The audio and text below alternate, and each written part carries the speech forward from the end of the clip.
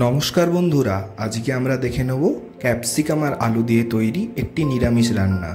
যেমন খেতে সুন্দর, রান্নাও খুব সোজা। পুরো ভিডিওটা পুরোটা দেখুন, আশা করি সবার ভালো লাগবে। চলুন শুরু করে নেওয়া যাক আজকের রান্নাটি। প্রথমে আমরা কড়াইতে কিছুটা সর্ষের তেল দিয়ে দেবো এবং তেলটা গরম হওয়ার জন্য ছেড়ে দেবো। তারপরে সেই তেলের মধ্যে আমরা দিয়ে দেব কেটে রাখা আলুগুলো প্রথমে ভালো করে ভেজে নিতে হবে। যতটা ভালো করে আলুটা ভাজবেন, রান্নার স্বাদও কিন্তু ততটাই বাড়বে। আলুর মধ্যে আমরা দিয়ে দেবো স্বাদের জন্য নুন আর রঙের জন্য খানিকটা হলুদ গুঁড়ো। কিছুটা কষিয়ে কষিয়ে এরকম রান্না করার পরে আপনারা দেখতে পারবেন আলুর কালারটা চেঞ্জ হয়ে যাচ্ছে। আলুটা তখন রান্না হয়ে গেছে। এবারে আমরা আলুটা পুরোটা ওই কড়াই থেকে তুলে অন্য একটা পাত্রে রেখে দেব।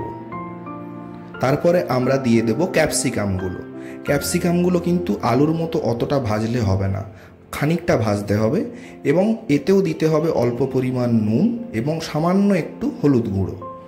ক্যাপসিকামটা খুব তাড়াতাড়ি ভাজা হয়ে যাবে। তারপরে আমরা ক্যাপসিকামটা সেই পাত্রেই তুলে নেব।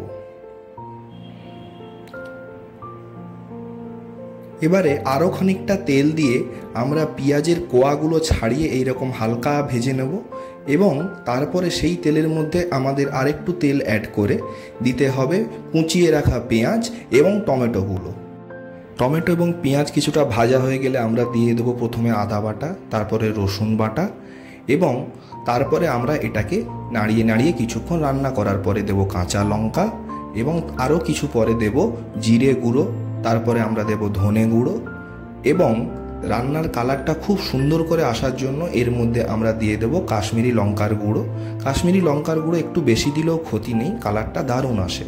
স্বাদের জন্য দিয়ে দেবো লবণ। এবারে আমাদের কষিয়ে কষিয়ে রান্নাটা ভালোভাবে করতে হবে। এরকম পর্যায়ে চলে এলে আমরা এতে দিয়ে দেব আগে থেকে ভেজে রাখা আলু এবং ক্যাপসিকামগুলো। তারপরে আমরা ভালো করে নাড়িয়ে নাড়িয়ে রান্নাটা করব। এতে সামান্য কিছুটা জল অ্যাড করা হলো যাতে এই আলু এবং ক্যাপসিকামটা ভালোভাবে সিদ্ধ হয়ে যায়।